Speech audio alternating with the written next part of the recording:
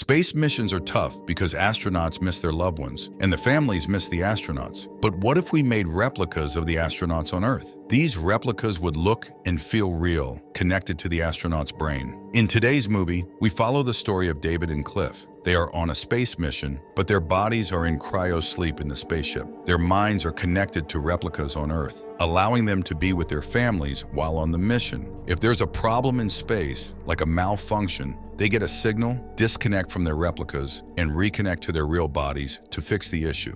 But there's a big issue that arises. Let's discuss it in today's movie. At the start of our story, we see two humans sent on a long space mission. In another universe, where humanity has taken a different path, the year is 1969. We meet two different men with very different lives. First, there's David. David has everything: a big, beautiful house, a loving wife, and two children. He values all of this and is very happy with his family. David is the kind of person who always makes time for his loved ones and enjoys every moment with them. Then there's Cliff. Cliff also has a big house, a wife, and a son. But unlike David, Cliff has a bad temper. He doesn't care for his family. His harsh nature makes the atmosphere at home tense and uncomfortable. Cliff rarely shows love to his wife and often gets angry at his son. He even moved his family to a remote village so he wouldn't have to see anyone else. Cliff might be okay with this, but his wife and son are not happy. They follow his orders but don't enjoy their life. The isolation makes them feel even more lonely and distant from him. The story takes an interesting turn when David takes his family to the theater to watch a movie. On their way back, they meet a boy and a girl who say they are fans of David.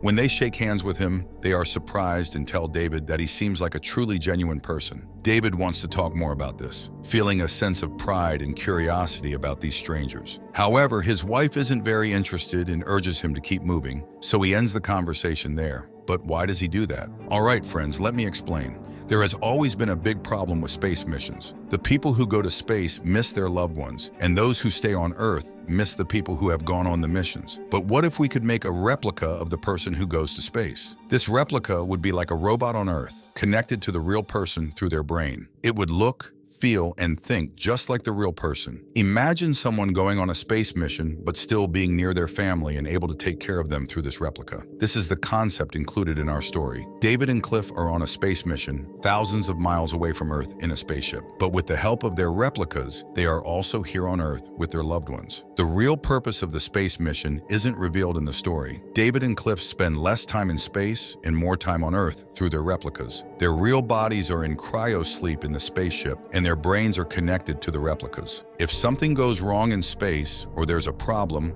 they get a signal. They can leave their replicas, disconnect their minds from them, and reconnect to their real bodies in the spaceship. This allows them to be both far away and close to their families at the same time, blending the experience of space exploration with the warmth of home. One day, David and his wife Jessica come home and notice a suspicious van parked outside their house. Jessica sees it but doesn't pay much attention. Suddenly, an alarm rings on David's device, indicating a malfunction in the spaceship. David needs to disconnect from his replica and return to his real body immediately. In the next moment, David awakens in a small spaceship alongside Cliff. He checks the computer and discovers a gas leak outside. The spaceship requires both of them to operate it. Neither can manage it alone. David prepares Cliff and sends him outside to fix the problem. Cliff successfully repairs the spaceship and returns inside. David and Cliff respect and rely on each other, as their mission depends on their teamwork. They discuss their families, sharing updates and concerns. Once the problem is resolved, they go back into deep sleep, reconnecting their minds to their replicas on Earth. Everything is back to normal, and they continue balancing their space mission with their family lives on Earth. Late at night, a sudden sound roused David from his sleep.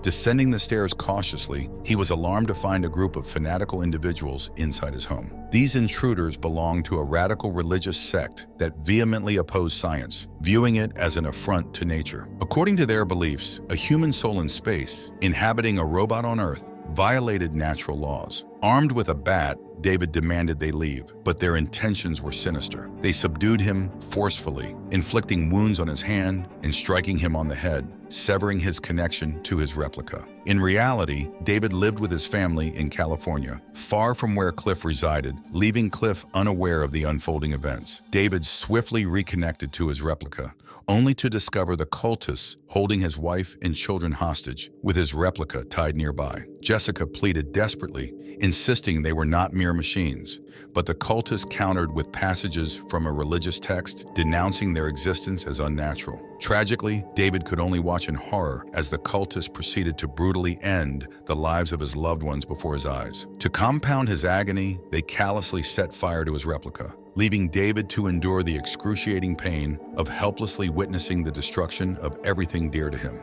The next day, news of the tragic incident spread, leaving Cliff devastated as he mourned the loss of his friends. He shared the heartbreaking news with his wife, Lana. David, once known for his outgoing nature, now withdrew into silence and sadness. He spent his days alone in spaceship, grappling with the profound loss. Meanwhile, the members of the religious cult surrendered themselves to authorities. David's family held a funeral, which he could only witness through recorded footage. In mere moments, his world had been shattered. As days passed, David underwent a noticeable transformation. Cliff, able to reunite with Lana and their family, recounted the harrowing events. Lana expressed fear for their safety, knowing they were far from the city where the tragedy occurred. She empathized deeply, particularly for the children involved, and inquired about David's well-being. Cliff explained that David had changed significantly. He spoke less and preferred solitude. One day, while Cliff was on Earth, a warning prompted him to disconnect from his replica. Upon awakening in spaceship, he discovered David in the airlock without a spacesuit, indicating a suicidal intent. Despite their limited communication, Cliff intervened swiftly, preventing a tragedy. Back on Earth, Cliff confided in his wife, Lana, about the dire situation, expressing his concern that if David took his own life, it would jeopardize their mission as the spaceship required both of them to operate, so he will die too. Lana, deeply worried, asked if they could create another replica of David, but Cliff explained that replicas were only made while they were on Earth. And even if they could make another, it wouldn't serve any purpose without someone for David to interact with. Lana suggested that David use Cliff's replica for a brief period, hoping that reconnecting with Earth's environment might uplift his spirits. Cliff hesitated, concerned about the strain it would place on Lana and their son Henry during that hour. Lana insisted they keep this plan secret from Henry, fearing the emotional toll it might take on him. Cliff agreed with Lana's decision, and when the time came to return to the spaceship, he broached the subject with David. To Cliff's relief, David welcomed the idea with enthusiasm, grateful for the opportunity. The next day, Cliff grants David access to his replica, allowing him to return to Earth after many days. David feels a profound sense of relief and happiness being back. Lana meets him there and they head to a nearby forest. Under a tree, David is overcome with emotion and starts weeping, finding solace in Lana's comforting embrace. Upon returning, David's spirits are lifted. He shakes Cliff's hand and compliments the beauty of his house. Seeing David's emotional state, Cliff decides to spend a week in his replica. When he asks Lana how everything went, she doesn't reveal David's emotional breakdown, keeping it to herself. Despite this, both Lana and Cliff are pleased that their plan is proving successful. David chose to spend most of his time on the spaceship, where he occupied himself by creating a remarkably detailed drawing of Cliff's house. Despite only spending an hour there, David captured every detail accurately. Impressed, David offered to paint Cliff's house as well, requesting access to Cliff's replica to complete the painting. After Cliff agreed to this arrangement, David began using the replica for an hour each day. During these visits, he compiled a list of things for Lana, which she brought back home. With Cliff's replica, David regularly visited Earth, slowly working through his own grief and emotional struggles. Over time, he began to understand and empathize with Lana's loneliness, a realization Cliff remained unaware of as he focused on keeping Lana happy. One day, David attempted to get closer to Lana, but she refused. However, David began to develop feelings for Lana in his heart. Cliff remained unaware of this and continued to allow David access to his replica. On one occasion, David made drawings of Lana using his interest in painting as an excuse to try to bond with her. But one day, Lana had a disagreement with David and insisted that he stop. Lana didn't fully explain to Cliff what happened, but mentioned an incident involving their son Henry. Cliff brushed it off, saying Henry was mischievous and needed discipline. Lana hoped David wouldn't visit anymore,